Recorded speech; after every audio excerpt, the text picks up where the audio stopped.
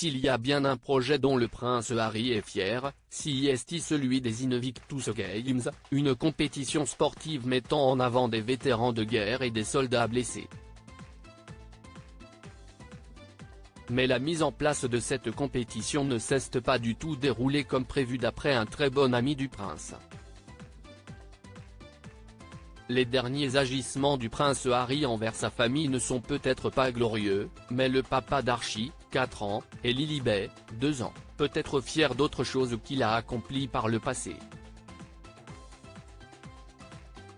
Et qui sont toujours d'actualité. On parle notamment des Invictus Games, mettant en compétition des vétérans de guerre et des soldats blessés dont la dernière édition s'est déroulée à Düsseldorf, en Allemagne, il y a quelques semaines, en présence du prince et de son épouse Meghan Markle.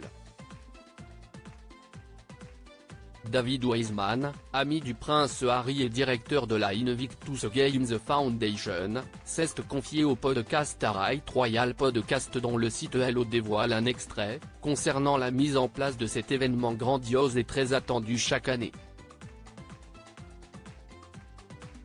C'est en 2014 que les Invictus Games ont vu le jour, et de ce que l'homme raconte, ce n'était pas prévu ainsi à l'origine. C'est après avoir assisté en mai 2013 aux Warrior Games, la version américaine des Invictus Games à l'époque, que le prince a réalisé qu'il voulait développer le même genre de concept mais à l'échelle mondiale. Il en parle alors à ses amis, dont fait partie David Wiseman, pour lancer les Invictus. Sauf que le lendemain de cette prise de conscience, soit quelques heures seulement après avoir évoqué l'idée de pouvoir lancer le même genre de compétition, le prince Harry a annoncé publiquement, sur la scène des Warrior Games, qu'il comptait les lancer dès l'année suivante. Nous n'avions pas réalisé le délai qu'il avait en tête.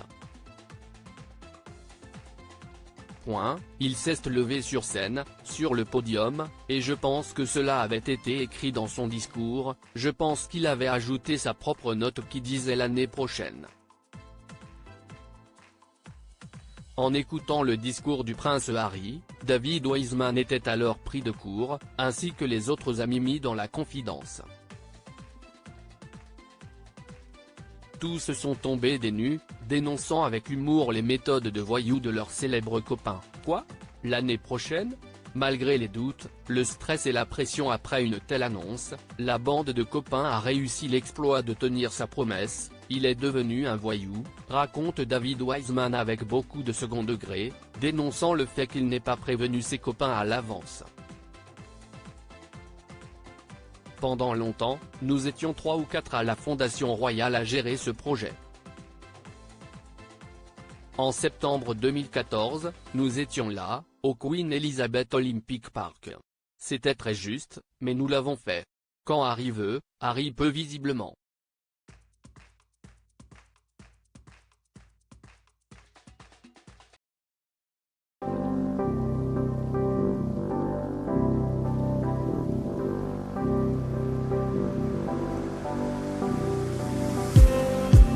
Just need